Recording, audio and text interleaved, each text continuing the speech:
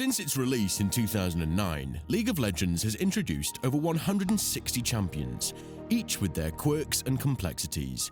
But among them, one stands out for all the wrong reasons: Yuumi, the magical cat. Released on May 14, 2019, Yuumi didn't just arrive on the Rift, she clawed her way into infamy. This champion, with a design unlike any champion before, had a unique mechanic to be able to attach to another teammate and be untargetable, which made her a source of frustration for every player that was unfortunate enough to face her. Love her or hate her, but let's be honest, most players lean towards the latter.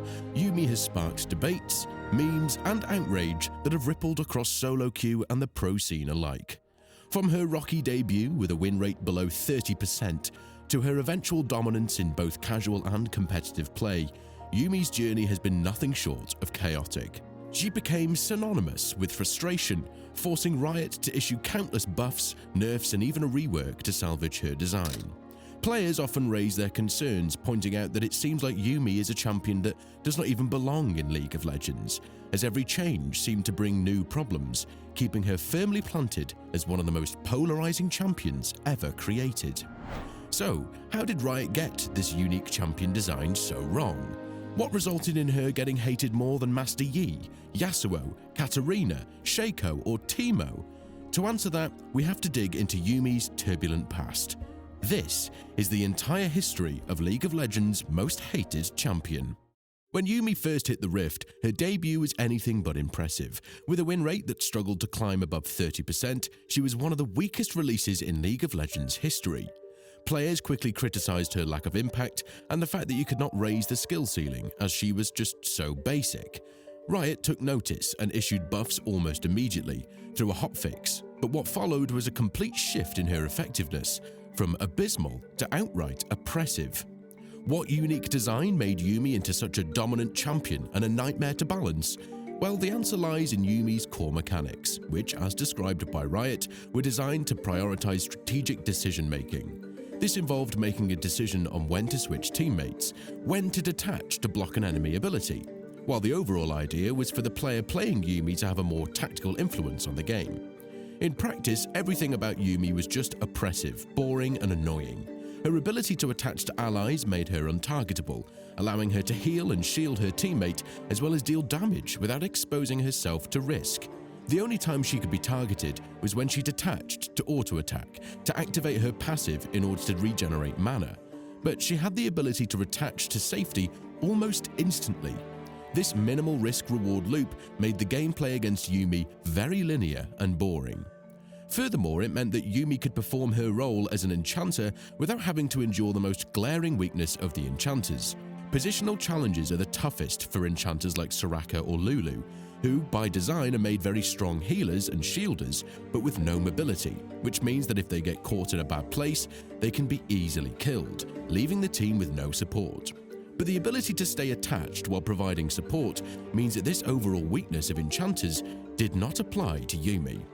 One of the most infamous examples of how powerful her attachment was in her synergy with hypercarries like Kog'Maw or Vayne, or unorthodox picks like Garen. The hypercarry would be dealing massive amounts of damage in teamfights, while their support was on top of them, shielding and healing them, which was very oppressive. The Garen-Yuumi duo in particular became notorious for its low-effort, high-reward playstyle, with Yuumi's untargetability and utility enabling Garen to dominate fights, as this pairing required little interaction from opponents, making the game feel unfair. But this was just part of the problem, because the attaching mechanic allowed her to switch seamlessly between allies, giving them all the same buffs. This meant that if her ADC fell behind, Yuumi could simply abandon them and attach to a more successful teammate, like a fed jungler, a strong mage, or a tanky top laner.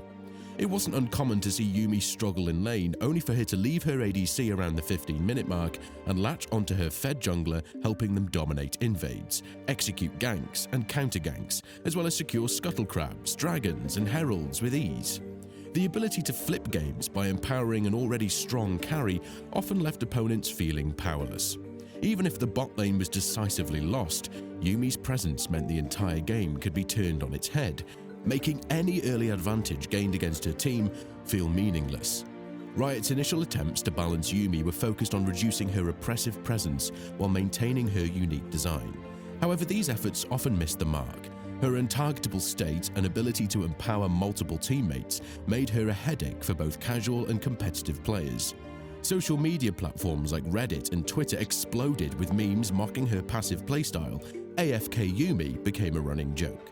Despite the backlash, Riot seemed determined to make Yuumi work, even defending her design in a 2020 blog post. They argued that she was meant to teach players about positioning and decision-making, but for many this explanation rang hollow. Her mechanics didn't just feel frustrating, they felt fundamentally unfair. By allowing her to buff any ally by just attaching to them and removing the personal risk typically associated with enchanters, Yuumi undermined the strategic depth Riot claimed to be promoting in their game. Was Yuumi's dominance only seen in casual play, or did her untargetable mechanics disrupt pro play too? And how did Riot's attempt to balance her with AP buffs only amplify the problem? Unfortunately, Yuumi's dominance wasn't confined to casual and ranked play. It extended into professional play, where she became a near unstoppable force. Her presence at the 2021 World Championship was staggering, being picked or banned in 96% of the games in the whole tournament. It was hilarious to see fans who were in attendance and at the arenas throughout Worlds cheering whenever she was banned and groaning in dissatisfaction when she was picked. While after Worlds 2021 small tweaks and changes were made to Yuumi, she was back up and running in the Worlds 2022 Championship, especially excelling in combining with yet another frustrating champion design, the then newly released Zeri. This duo was a nightmare to deal with, as Yuumi's untargetable utility and Zeri's mobility created an oppressive combination.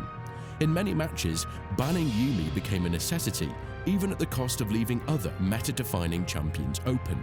Her near-mandatory presence underscored how disproportionately powerful she was in coordinated team environments, where her strengths were maximized.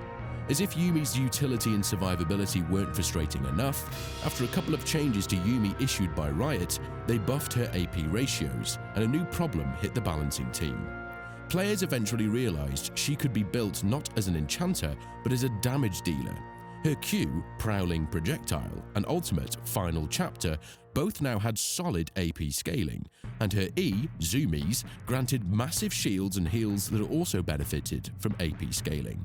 This turned her from an untargetable enchanter into an untargetable damage-dealing menace.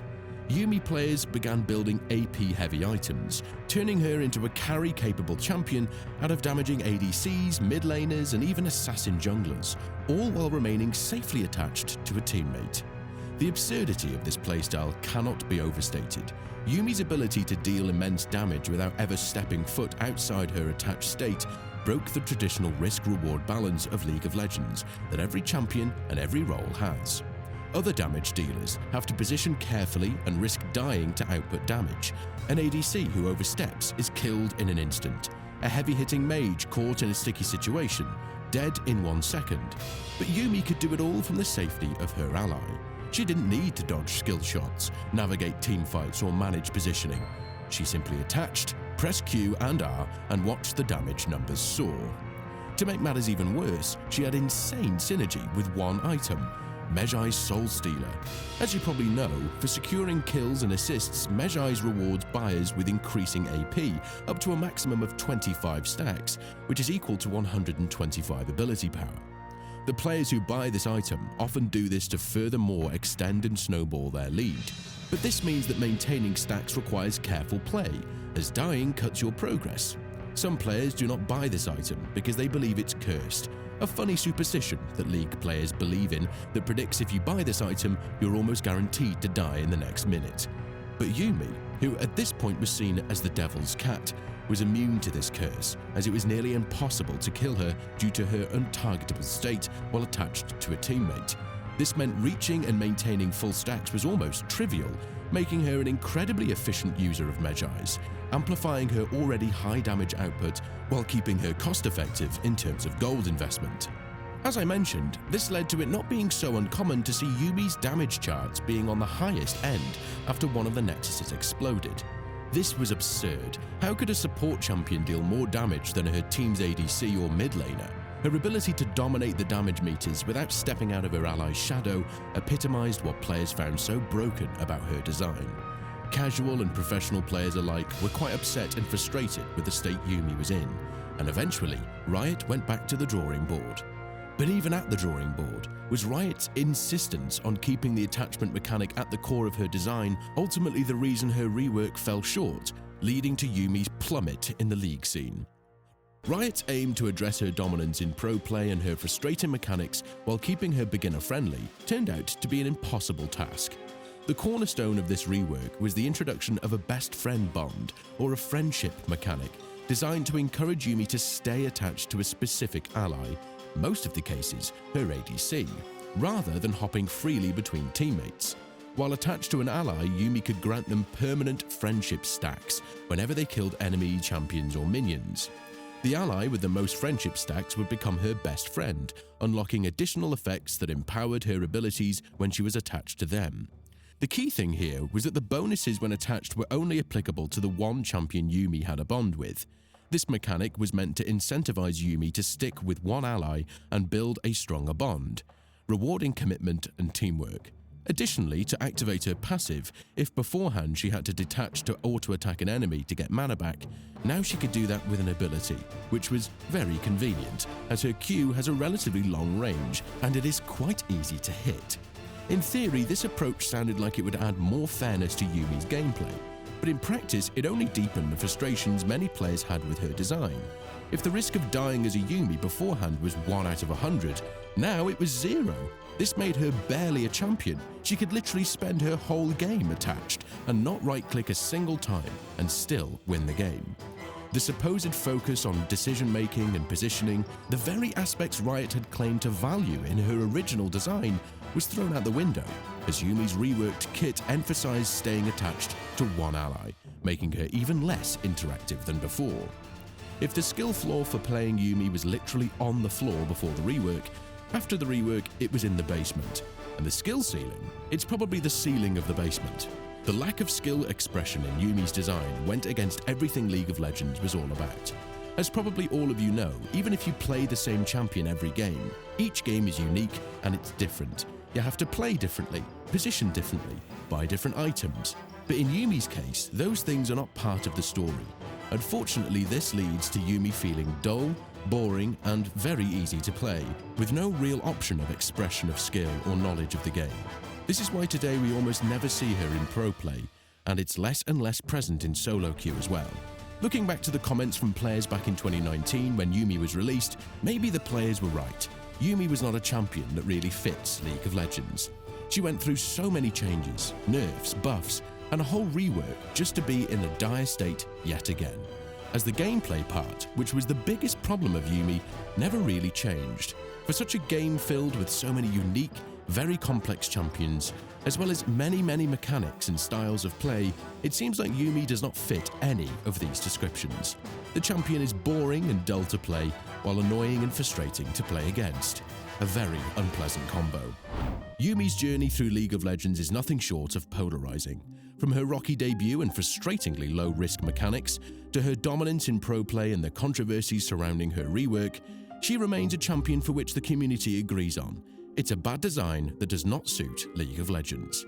Despite Riot's attempts to address her flaws, Yuumi's design continues to highlight the challenges of balancing creativity, gameplay fairness, and player satisfaction. Whether you view her as a bold experiment gone wrong, or a symbol of everything flawed in modern champion design, one thing is undeniable. Yuumi probably is one of the most hated champions in the game.